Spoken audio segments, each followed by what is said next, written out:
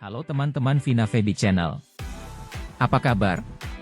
Siapa di antara kalian yang mengetahui keistimewaan dari lobster air tawar? Ayo, angkat tangannya. Ya. Benar. Yang terlintas di benak kita akan lobster air tawar adalah cangkangnya.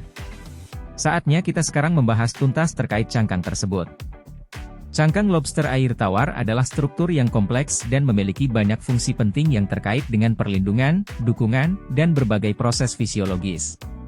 Berikut adalah penjelasan detail tentang cangkang lobster air tawar dari aspek anatomi, morfologi, fisiologi, dan fungsinya. Pertama-tama, dari sisi atau aspek anatomi.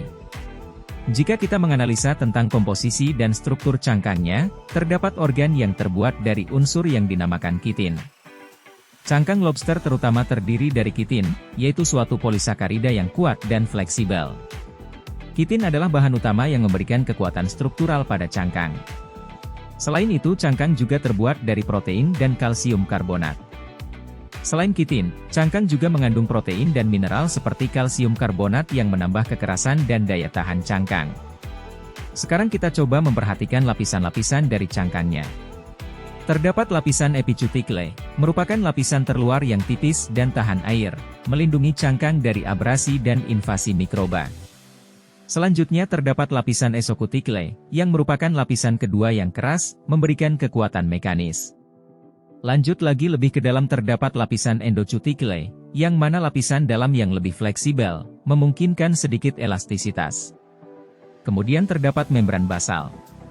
Membran ini merupakan lapisan terdalam yang memisahkan cangkang dari jaringan tubuh di bawahnya. Kita sekarang mencoba memperhatikan tentang segmen tubuh dari lobster air tawar. Di mana segmen tubuh tersebut terdiri dari cepalotoras, yaitu bagian kepala dan dada yang menyatu, ditutupi oleh karapas yang kuat. Fungsinya adalah melindungi organ-organ internal dan memberikan tempat untuk perlekatan otot lobster. Segmen berikutnya adalah abdomen. Abdomen merupakan bagian belakang tubuh yang terdiri dari beberapa segmen beruas, masing-masing ditutupi oleh lempengan cangkang yang terhubung satu sama lain, memberikan fleksibilitas untuk pergerakan. Teman-teman, saatnya kita masuk lebih umum lagi yaitu aspek morfologi.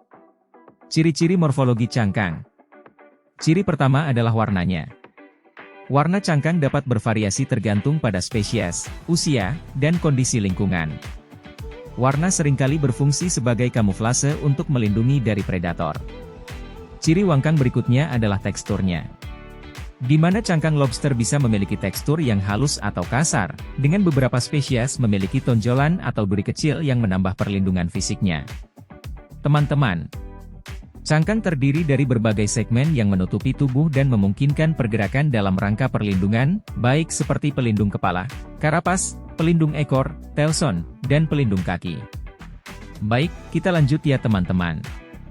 Untuk aspek fisiologi dari cangkang lobster air tawar juga menarik untuk kita bicarakan.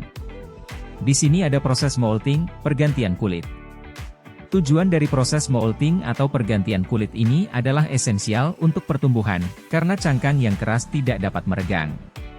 Selama molting, lobster mengganti cangkangnya dengan yang lebih besar.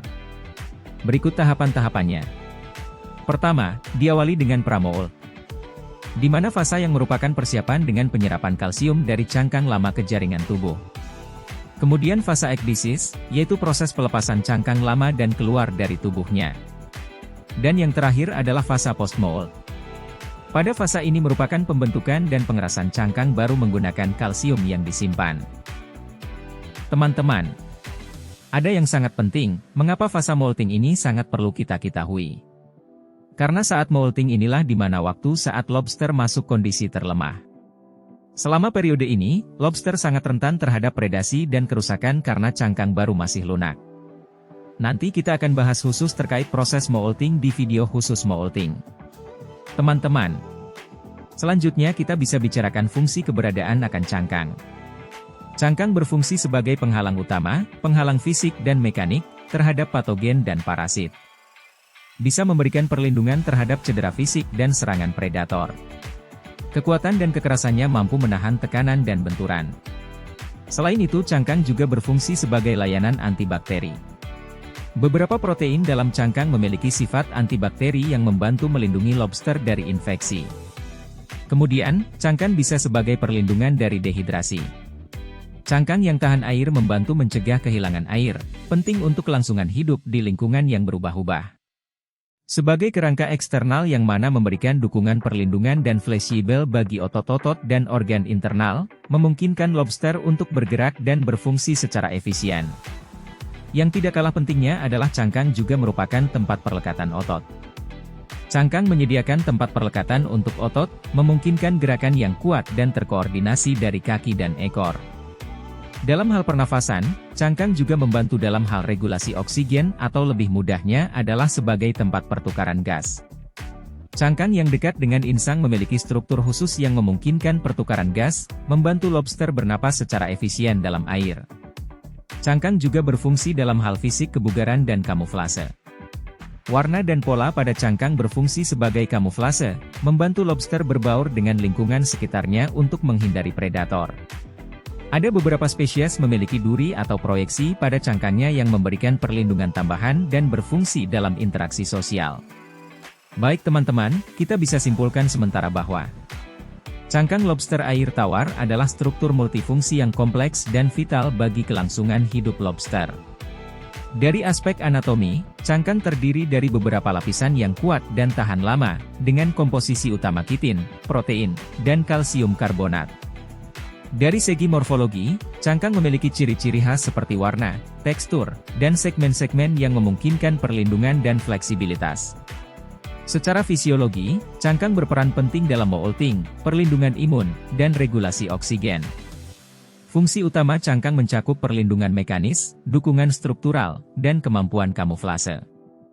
Cangkang ini adalah adaptasi evolusi yang sangat efisien yang memungkinkan lobster air tawar untuk bertahan dan berkembang di lingkungan mereka. Teman-teman, terima kasih telah menonton video ini sampai selesai. Jika teman-teman ada pertanyaan, silakan ditulis di kolom komentar. Sampai jumpa pada video-video berikutnya. Dan tidak lupa, salam lobster sukses selalu.